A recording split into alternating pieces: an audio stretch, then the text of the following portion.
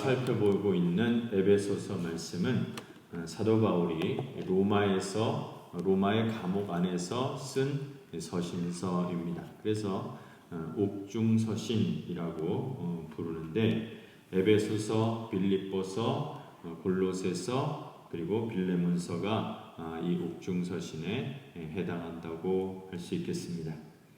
사도행전 21장에 보면 사도 바울이 예루살렘에서 체포되는 그런 과정이 상세하게 진술되어 있습니다. 먼저 사도 바울은 제3차 전도여행을 마치고 나서 예루살렘으로 들어가려고 합니다.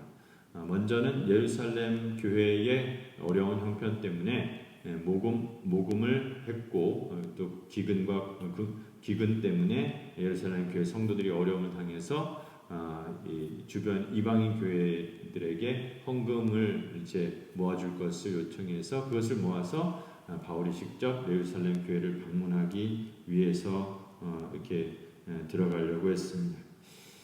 그러자 많은 사람들이 말렸습니다. 지금 예루살렘의 분위기가 심상치 않고 바울을 죽이려고 하는 유대인들이 있다라는 이야기를 초대교회 지도자들은 다 알고 있었습니다. 유대인 중에서 사도 바울이 이방인에게 복음을 전한다고 해서 매우 불만을 가진 유대인들이 있었고, 또 사도 바울이 모세를 배반하고 할례가 필요 없다고 주장하고 율법과 같은 관습을 지키지 않아도 된다 이렇게 말한 것이 그들에게 있어서는 이 히브리인들로서는 매우 큰 불만이었던 것입니다. 그래서 유대인들 중에는 바울을 죽이겠다고 작정한 그런 사람들이 있었던 것을 다 알고 있었습니다. 그래서 바울을 예루살렘으로 들어가고자 하는 바울을 다 말렸습니다.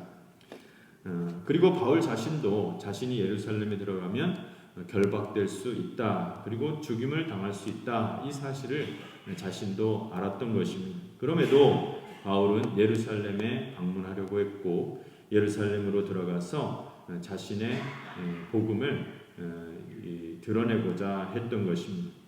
실제로 바울이 예루살렘으로 들어가자 이 일이 벌어지게 되었습니다. 사도 바울과 함께 예루살렘에 들어간 일행 중에 헬라인 드로비모라는 사람이 있었는데, 드로비모는 사실 바울과 함께 예루살렘 시내를 돌아다니긴 했지만 예루살렘 성전으로 들어가지는 않았습니다.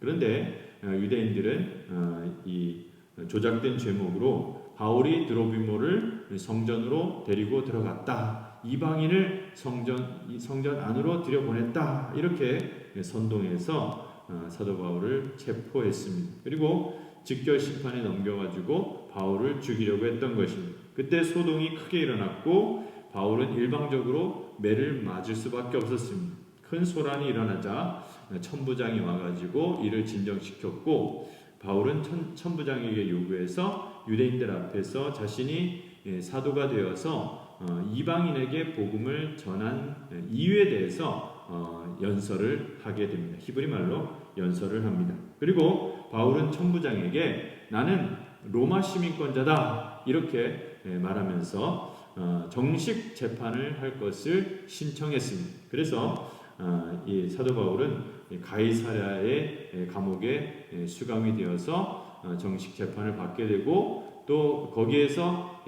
로마 황제에게 상소를 합니다. 바울이 로마 황제에게 상소를 했기 때문에 로마에 이르기까지 미결수 신분으로 수감 생활을 하게 되었습니다. 그리고 여러 경로를 통해서 결국 로마 감옥에 투옥되게 되었는데, 거기에서 옥중서신을 기록하게 된 것입니다. 우리는 지난주에 사도 바울이 전한 위대한 비밀, 곧 예수 그리스도에 관한 복음을 나눈 바가 있습니다. 사도 바울이 이방인의 사도가 된 이유는 바로 하나님의 비밀인 예수 그리스도를 이방인에게 증거하기 위함이라고 요약할 수 있겠습니다. 오늘은 더욱 깊이 이 말씀으로 들어가서 살펴보도록 하겠습니다. 오늘 말씀 3장 1절을 보면 이러므로 그리스도 예수의 일로 너희 이방인을 위하여 갇힌 자 된 나 바울이 말하거니와 이렇게 말했습니다. 한글 번역으로는 그리스도 예수의 일로 너희 이방인을 위하여 갇힌 자 되었다 이렇게 말했는데, 원어를 살펴보면 일이라는, 예수의 일이라고 할 때 일이라는 단어가 사실 없습니다. 거기에 해당하는 단어가 없습니다. 그래서 우리가 이 말씀을 언뜻 보면 이방인을 위하여 갇힌 자 된 나 바울 이렇게 되어 있기 때문에 너희 이방인을 위해서 내가 갇혔다 이런 뜻으로 생각해 볼 수 있을 것 같은데, 그렇지 않습니다. 원어를 자세히 살펴보면 그리스도에게 갇힌 자 된 것입니다. 이방인을 위하여라는 말이 사실 앞으로 나가야 되고 그리스도 예수 때문에 갇힌 자 이렇게 되어 있습니다. 그리스도에게 갇힌 자가 되었다 이렇게 봐야 됩니다. 그래서 이 말씀을 직역해 보면 너희 이방인을 위하여 예수 그리스도의 갇힌 자 된 나 바울은 이렇게 번역이 되어야 맞습니다. 즉 바울 자신이 예수 그리스도에게 소속된 자라는 것입니다. 그리스도의 완전한 소유라는 사실을 이 말씀을 통해서 밝히고 있는 것입니다. 이 말씀은 에베소서 1장 1절의 말씀과 완전히 일치하는 말씀입니다. 1장 1절에 보면 하나님의 뜻으로 말미암아 그리스도 예수의 사도된 바울은 에베소에 있는 성도들과 그리스도 예수 안에 있는 신실한 자들에게 편지하노니 이렇게 되어 있습니다. 그러니까 자신이 사도가 된 이유는 예수 그리스도 때문이고, 이제 감옥에 가게 된 사실도 마찬가지로 예수 그리스도 때문에 갇힌 자 되었다라는 겁니다. 그리스도 예수의 갇힌 자라고 표현함으로써 이 모든 일들이 예수 그리스도에 의해서 주도되는 것이라고 표현하고 있는 것입니다. 그러니까 감옥에 갇힌 것도 그리스도 때문이라는 것이고 나 자신도 그리스도에게 갇혔다 이렇게 표현함으로써 그리스도의 소유라는 것을 바울이 말하고 있는 것입니다. 그러니까 사도 바울을 직접적으로 로마 감옥에 가둔 자는 로마의 집행관, 로마의 관리들, 로마의 행정관들이 아닙니다. 물론 겉으로 보기에는 그 로마 황제의 로마 황제의 권세 아래에 있는 관리들이 로마 감옥에 사도 바울을 가둔 것으로 볼 수 있습니다. 그러나 사도 바울은 그렇게 보지 않고 자신을 예수의 갇힌 자, 이렇게 그리스도에게 갇힌 자라고 표현함으로써 세상의 모든 일을 주관하시고 자신의 일을 다 주관하신 분은 예수 그리스도라는 것을 직접적으로 선포하고 있는 것입니다. 그래서 세상의 모든 일을 주관하시는 분은 이 세상의 위정자가 아니라 로마 황제가 아니라 하늘의 권세를 가지신 그리스도이심을 분명하게 선언하고 있는 것입니다. 그래서 사도 바울은 자신이 복음을 전하는 것도 자신이 이방인을 위해서 복음을 전하게 된 사실도 자기가 사도가 된 이유도 그리고 사도로서 모든 복음 전하는 사역을 감당한 것도 그리고 그 사역 가운데 감옥에 갇히게 된 것도 모두 다 그리스도께서 주관하시고 자신은 그리스도 예수의 소유로서 예수 그리스도의 소속으로서 살기도 하고 죽기도 한다라는 것을 밝히고 있는 것입니다. 우리도 마찬가지입니다. 우리도 이 세상에서 살아가지만 우리의 소속은 예수 그리스도인 줄로 믿습니다. 우리는 누구에게 속해 있습니까? 예수 그리스도에게 속해 있습니다. 우리는 예수 그리스도의 소유입니다. 우리는 예수 그리스도에게 갇힌 자입니다. 예수 그리스도께서 우리의 삶을 주관하시고 다스리시고 결정하십니다. 우리는 예수 그리스도의 뜻으로 살고 예수 그리스도의 뜻으로 죽는 사람인 것입니다. 살고 죽는 것이 예수 그리스도의 주권에 달려있다고 고백하는 사도 바울처럼 하늘의 권세를 가지신 예수 그리스도만을 바라보며 살아가는 저와 여러분들이 되시기를 주의 이름으로 축원합니다. 사도 바울은 이 모든 것이 하나님의 은혜의 경륜으로 되었다고 말씀하고 있습니다. 2절 말씀을 보시면 너희를 위하여 내게 주신 하나님의 그 은혜의 경륜을 너희가 들었을 터이라 이렇게 말하고 있습니다. 여기서 경륜이라는 말이 있는데 이게 뭔 말인가 굉장히 사실 어려운 말입니다. 경륜이라고 말하는 것은 헬라어로 오이코노미아라는 말인데 약간 어려운 말이죠. 먼저 이 오이코스라는 말은 집이란 뜻입니다. 집을 가리키는 것이고 오이코스라는 말이 있고 그 다음에 이제 노미아라는 말이 붙어 있는데 이 노미아는 네모라는 말에서 파생된 건데 이것은 관리한다, 분배한다 이런 뜻을 가지고 있습니다. 그러니까 문자적으로 이 말을 합하면 집을 관리하고 집을 배분하고 집을 다루는 이런 것을 뭐라고 하죠? 이런 사람을 뭐라고 하죠? 집 관리하는 사람을 뭐라고 하죠? 청지기죠.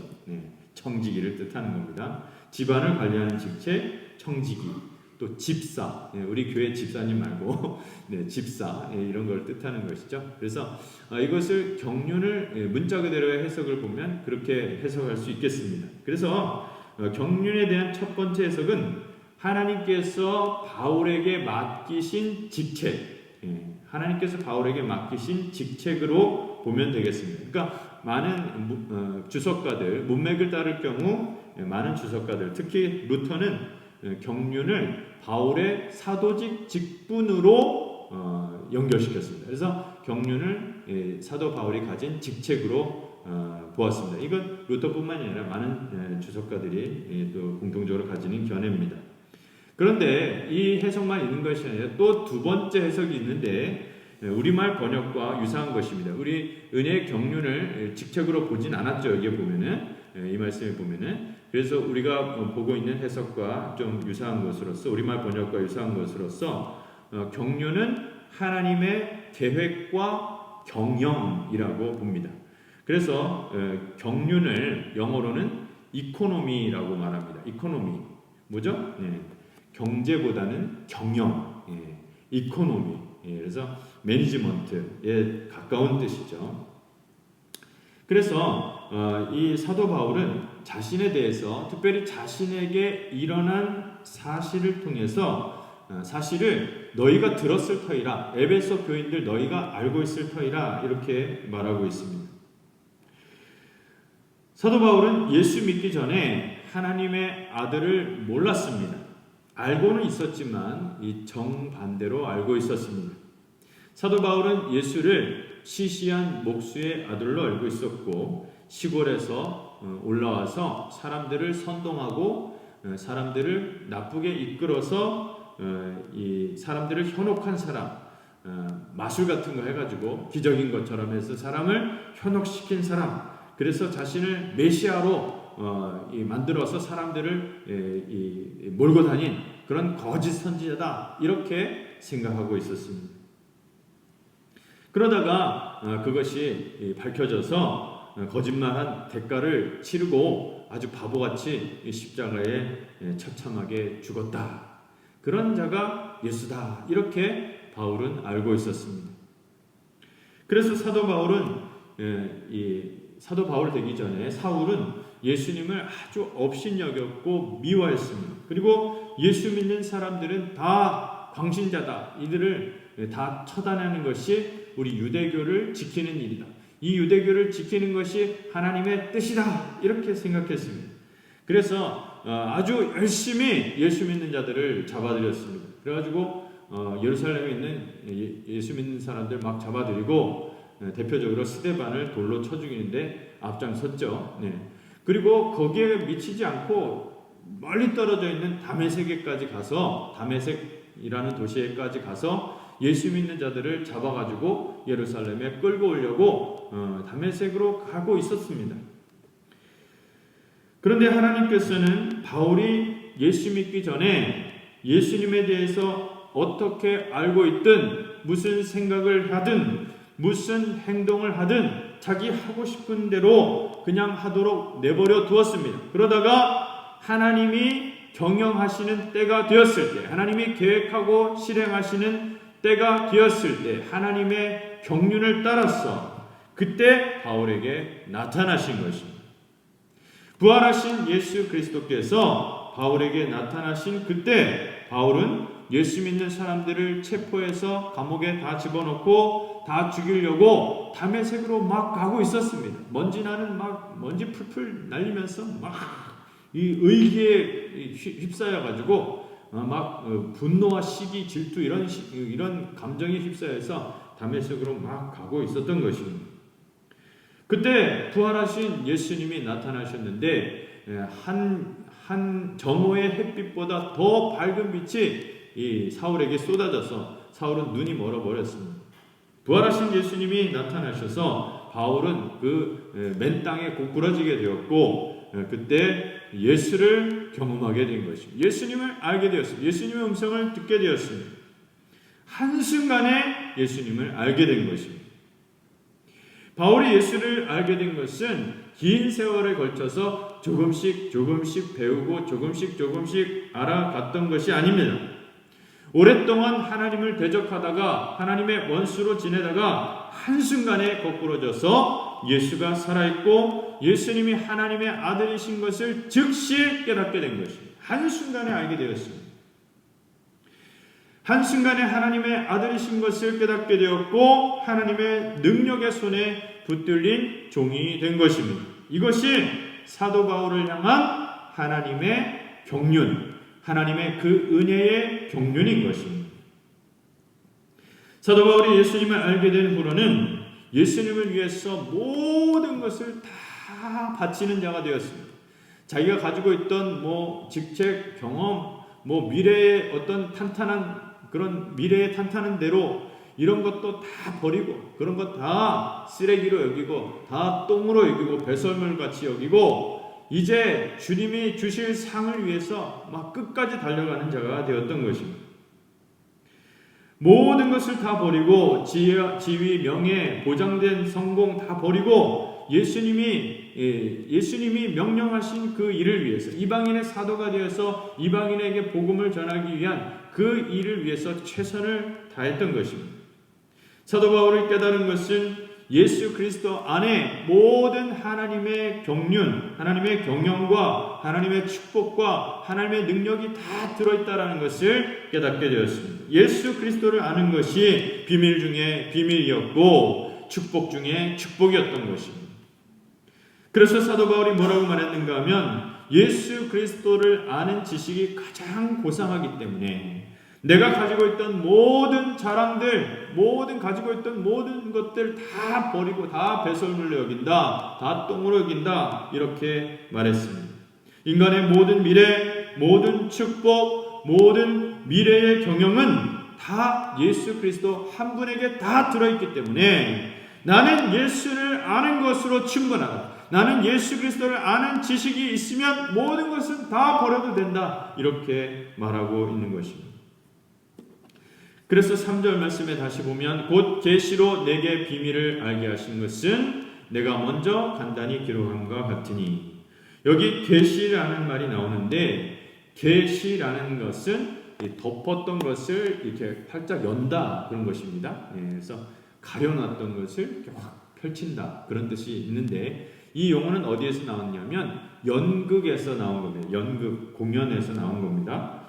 연극을 시작하기 전에 무대를 가려놓죠. 무대를 가려놓고 커튼으로 이렇게 장막으로 이렇게 딱 이제 가둬놓고 남이 보지 못하게 합니다.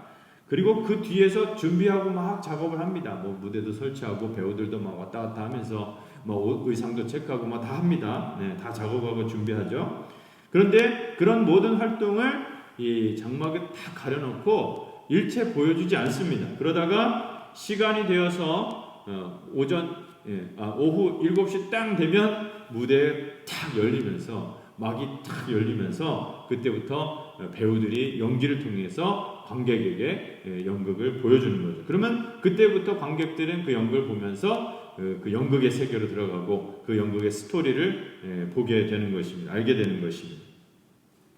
그러니까 그 무대에 막이 올라가기 전까지는 스토리를 아는 사람들은 그 작가와 그 배우들밖에 없습니다. 배우들도 사실 다 정확하게 자기 배역 아니고서는 다 정확하게 모를 수도 있습니다. 그러다가 막이 올라가면서 연극을 통해서 모든 사람들이 그 연극을 다 알게 되는 거죠. 그러니까 계시라는 것은 이렇게 감춰져 있다가 연극의 장막이 탁 감춰져 있다가 하나님이 정하신 때에 탁 드러나는데 모든 사람이 그것을 다 알게 되는 것을 말하는 것입니다. 그것이 바로 계시입니다. 하나님께서는 우리의 살고 죽는 문제들, 우리의 모든 축복을 예수 그리스도 안에 다 세워놓으셨습니다. 하늘에서는 예수 그리스도 중심으로 하나님의 계획이 착착 진행되고 있는 가운데 있습니다. 그러나 사람들은 그것을 전혀 알지 못했습니다. 인간들은 사실 죄를 지으면서 전쟁하면서 돈 빼앗고 남 죽이면서 싸우면서 그냥 살아왔던 것입니다. 그런데 예수님께서 오셨습니다. 장막이 팍 벗어나게 되었, 장막이 확 열리게 됐습니다. 예수님이 오시면서 장막이 확 걷어지게 되었습니다. 그리고 예수님이 십자가에서 죽으시고 부활하시면서 이 모든 계획이 선포되었습니다. 예수님이 십자가에서 죽으실 때에 지성소와 성소를 가로막고 있던 장막이 확 찢어졌잖아요. 영국 무대에 장막이 커튼이 열리듯이 지성소와 성소를 가로막고 있는 장막이 쫙 찢어졌습니다. 완전히 열린 겁니다. 하나님의 계시가 완전히 드러나게 되었습니다. 하나님의 아들이 십자가에서 죽으시고 부활하실 때에 이 온 세상의 비밀이 다 쏟아지게 된 것입니다. 그런데 이 비밀, 하나님의 이 비밀을 가장 정확하게 본 사람이 누굽니까? 바로 사도 바울이었던 것입니다. 사도 바울이 이것을 가장 정확하게 보고 이것을 이방인에게 소개한 것입니다. 이 부흥의 역사가 일어나게 된 것입니다. 이방인에게 부흥이 일어나게 되었습니다. 이방인도 구원받게 되었습니다. 이방인에게도 기적이 나타나게 되었습니다. 이방인에게 교회의 축복이 쏟아지게 된 것입니다. 믿는 사람들의 역사가 일어나게 되었습니다. 이 부흥의 역사가 전 세계 열방에 전파되어서 이 작은 나라 우리 대한민국에까지 오게 된 것입니다. 이 작은 땅 우리나라에 이 부흥의 역사가 일어나게 되었습니다. 그래서 우리 한국 기독교를 보면 참 신기하다고 봅니다. 열매가 정말 훌륭합니다. 제가 보기에도 전 세계적으로 봐도 가장 복음적이라 할 수 있겠습니다. 우리의 자랑입니다. 지금 한국 기독교가 사실 너무 커지고 세속화되어서 변질된 부분도 있긴 하지만 아무튼 그래도 우리 한국 기독교는 전 세계 어느 나라보다 뜨겁고 열정적이라 생각합니다. 이스라엘은 엄청난 하나님의 복을 받은 사람들이었지만 그들은 다 복을 놓쳐버렸습니다. 예수 그리스도를 알지 못하니까 복을 다 놓쳐버린 것입니다. 이스라엘 사람들이 복을 잃어버리게 된 이유는 바로 성경적인 신앙을 놓쳤기 때문입니다. 자기가 가지고 있는 전통을 믿고 습관을 믿고 자기 돈을 믿고 세상을 따라가다가 하나님의 상속을 받을 지위를 놓쳐버렸습니다. 오늘 사람들은 자신의 체험을 믿습니다. 자신의 지식을 믿습니다. 세상에 유행하는 추세를 따릅니다. 그러나 그러면 안 됩니다. 지금 우리나라 교회도 경고의 종이 울리고 있습니다. 일단 교회 크게 짓고 사람 모으면 된다고 생각하는 것 같으나 그렇지 않습니다. 예배당을 화려하게 짓고 많은 사람 모아서 헌금 걷고 그 돈으로 선교하고 교육하고 사회봉사도 하자고 합니다. 이런 것은 하나님의 축복이 아닙니다. 그것은 인간적인 일에 불과한 것입니다. 태국에는 그 수많은 절들이 있는데 그 수많은 절들 다 금을 붙여놨습니다. 번쩍번쩍 빛나는 게 금 색깔을 입힌 것도 있지만 진짜 금을 얇게 붙인 것도 많다고 합니다. 그 정도로 다 화려하게 졌죠. 그렇다고 해서 그 불교 살아있는 불교 아닙니다. 다 돈 불교죠. 한국 교회도 그렇게 되면 안 됩니다. 한국 교회의 원래 전통은 성경적인 전통을 가지고 있습니다. 성경적인 전통과 뜨거운 전통 다 가지고 있습니다. 대체로 성경 중심적인 신앙을 가진 그런 이 교단과 나라들이 있는데 굉장히 논쟁적이고 논리적인 그런 신앙을 가졌습니다. 신학도 논쟁적으로 논리적으로 매우 따집니다. 얼마나 쪼개고 따지는지 모릅니다. 그래서 그렇게 분파가 많습니다. 기독교 개신교의 분파가 굉장히 많은 이유가 다 그런 것 때문입니다. 그래서 성경적인 해석이 서로 다른데 그걸 가지고 서로 따지고 서로 싸우고 그러다가 교단이 많이 갈라지게 되었습니다. 그 반면에 뜨거운 사람들, 열정적인 신앙을 가진 사람은 너무 뜨겁게 하는 바람에 현상과 체험만 중요하게 여기다가 이론과 기초를 많이 까먹었죠.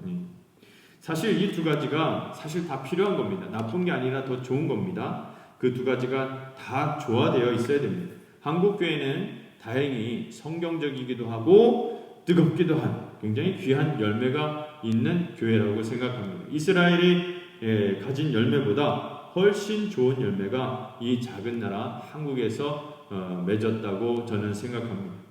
우리는 부흥의 역사, 부흥의 열매를 계속 일으켜야 할 것입니다. 하나님의 말씀을 붙들고 살아가고 하나님의 말씀을 계속 읽고 연구하고 그것을 가지고 선포하는 일을 계속해서 감당해야 하는 것입니다. 하나님의 비밀, 예수 그리스도의 복음의 역사를 나타냈던 사도 바울처럼 우리는 계속해서 이 비밀을 드러내야 할 것입니다. 우리 예수 믿는 사람들은 이 비밀을 알고 살아가는 사람들입니다. 예수님의 비밀, 하나님의 비밀, 예수 그리스도의 보배롭고 아름다움을 아는 사람들로서 예수님을 믿고 예수님을 닮아가는 삶을 살아가시는 저와 여러분들이 되시기를 바랍니다. 이 비밀을 하나님께서는 연약한 질그릇과 같은 우리들에게 주셨습니다. 이 위대한 비밀을 알고 믿고 선포하는 주의 백성들이 다 되시기를 주의 이름으로 축원합니다. 기도하겠습니다.